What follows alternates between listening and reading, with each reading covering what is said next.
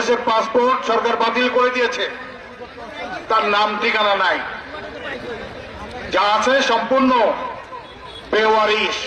ওই যেসব বেওয়ারিশ নাম ঠিকানা না থাকলে যা হয় তাকে বেওয়ারিশ বলে। হাসিনা ভারতে আছে বেওয়ারিশ হিসাবে, সেখানে শুধু চুল কাজ আসছে, মাঝে মাঝে ইউটিউবে কিছু কথাবার্তা বলে, ফেসবুকে কিছু আবল তাবল কথা বলে, আর তার দায় দায়িত্ব বহন করতে হলো আওয়ামী লীগের নেতা কর্মীদের। হাসিনার এই চুলকানির ঠেলায় মানুষ অতিষ্ঠ হয়ে ধানমন্ডির 32 নম্বরে কি অকামটা করে দিল আপনারা দেখেছেন। যদি আমি বিশ্বাস করি হাসিনা যদি এইসব চুলকায় ভানা করতো, তাহলে ধানমন্ডিতে তার বাপের ওই শেষ চিহ্ন পর্যন্ত এটা নিশ্চিহ্ন হয়ে যেত না। মাঝে মাঝে হুঙ্কার আওয়ামী লীগ আসছে, আমরাও তো চাচ্ছি তুমি আসছো। আমাদের খুব দরকার শেখ হাসিনাকে, খুব দরকার। শেখ হাসিনার কি জন্য দরকার জানেন আপনার? দরকার 2000-এরও বেশি ছাত্র যুব জনতাকে হত্যা করেছে, এর বিচার হতে হবে না? বাংলাদেশের আইনে এই যে অন্যায় ভাবে যেভাবে গুলি করে হত্যা করে মানুষকে হত্যা করেছে, এর বিচার হতে হবে, হতে হবে, হতে হবে। যেমন নিজামী মুজাহিদ সাইদিদের বিচার হয়েছে, ঠিক সেমনি আন্তর্জাতিক অপরাধ ট্রাইব্যুনাল গঠন হয়েছে, সেই একই ট্রাইব্যুনালে বিচার হতে হবে, হতে হবে, হতে হবে। এই বিচার হবে। আমাদের হাজার হাজার মানুষকে গুম করে দিয়েছে, তাদের ঠিকানা পাওয়া নাই, কোথায় আছে কেউ জানে না, তাদের লাশ পর্যন্ত পাওয়া যায়নি। এই গুমের বিচার হতে হবে। আমাদের তিনবার আমাদের ভোটের অধিকার কেড়ে নিয়ে যে জনগণের গণতন্ত্রকে হত্যা করে যে ক্ষমতা পাকাপোক্ত করেছিল, এর বিচার হতে হবে। ভোট ডাকাতির বিচার হতে হবে। লক্ষ হাজার কোটি টাকা দিয়ে লুটপাট করে নিয়ে গেছে, এর বিচার হতে হবে।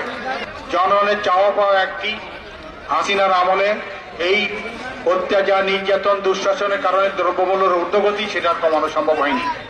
এই সরকার ক্ষমতা আসার পর মানুষের প্রত্যাশা দ্রব্যমূল্য কমানো হবে, মানুষের সহনশীলতার মধ্যে আসবে।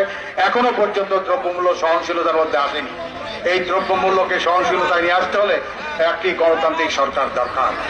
সেই জন্য বাংলাদেশ জাতীয়তাবাদী দলের আমাদের ভারপ্রাপ্ত চেয়ারম্যান তারেক রহমান সাহেব বলছেন, আইন শৃঙ্খলার উন্নতি করতে হলে, জনগণের চাহিদা পূরণ করতে হলে, দ্রব্যমূল্য স্বাভাবিক পর্যায়ে নিয়ে আসতে হলে একটা গণতান্ত্রিক সরকার দরকার। আর সেই জন্য দ্রুত নির্বাচনের দাবি জানিয়েছিল যে নির্বাচন ব্যবস্থাটাকে সংস্কার করে এ করতে হবে। এরা বলতে সংস্কার, বাবা সংস্কার খুব ভালো কথা, সংস্কার কি আগে ব্যাখ্যা দাও, কোন জিনিসটা সংস্কার করবা, কয়দিন লাগবে বলো, আমরা সময় দিচ্ছি। তুমি যদি বলো আমি এটা করবো যতদিন না হয়। এখন যে এক মিয়া সাহেব বললো, উপদেষ্টা হয়, উনিকে ধরাকে সরাকার, যে যায় লঙ্কা সে হয় রাবণ। উনি বললো যে যতদিন পর্যন্ত হাসিনার বিচার না হয় ততদিন নির্বাচনের কথা কেউ মুখে আনতে পারবে না। কেন বাবা? হাসিনার বিচার কি একদিনে হবে? নিজামী সাহেবের, মুজাহিদ সাহেবের, সাইদি সাহেবদের, ওই মৌলানা আব্দুল সুবহানের বিচার কি একদিনে হয়েছে? ওই আমাদের সালাউদ্দিন কাদের চৌধুরীর বিচার কি একদিনে হয়েছে? প্রত্যেকটা বিচারের একটা সময় লাগে। যে আদালতেই বিচার করুক, হাসিনার মতো লোকই যদি অত বেশি সময় নিয়ে করে। আমাদের বর্তমান যে একটা প্রসিকিউশন টিম আছে আমাদের আন্তর্জাতিক অপরাধ ট্রাইব্যুনালে, সেই আদালতের প্রসিকিউটররা যদি বলে যে আমরা তৈরি করিব, তাও রাজি আছি, কিন্তু ওনাদেরকে সময়টা নির্দিষ্ট সময় দিতে হবে, যতদিন লাগে সে সময়টা দিতে হবে। এখন যদি এই বিচার করতে 5 বছর সময় লাগে, তখন কি এই গণতান্ত্রিক সরকার আমরা 5 বছর মেনে নেব? নিশ্চয়ই না।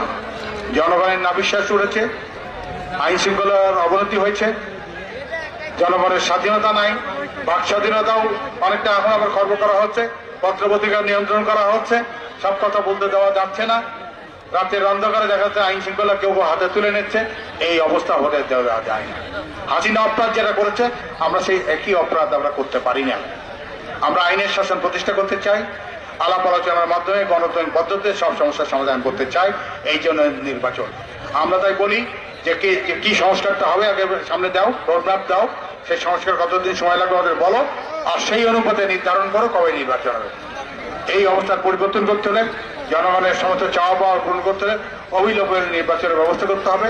আর সেই নির্বাচনের আয়োজন করার জন্য এবং অবশ্যই সুষ্ঠু অবাধ নির্বাচন, হাসিনার মার্কা নির্বাচন নয়, 14 সালের নির্বাচন নয়, 18 সালের নির্বাচন নয়, 24 সালের মাওবাহিনী নিয়ে নির্বাচন নয়, জনগণ ভোট কেন্দ্রে যাবে, স্বাধীনভাবে ভোট দেবে এবং সে তার নিজের পছন্দের মার্কায় ভোট দিয়ে নিজের মনোনীত প্রার্থীকে নির্বাচিত করবে এবং তারা ক্ষমতায় এসে জনগণের কথা শুনে যা সংস্কার দরকার সংস্কার করবে, যা যা আইন পরিবর্তন করবে পরিবর্তন করবে।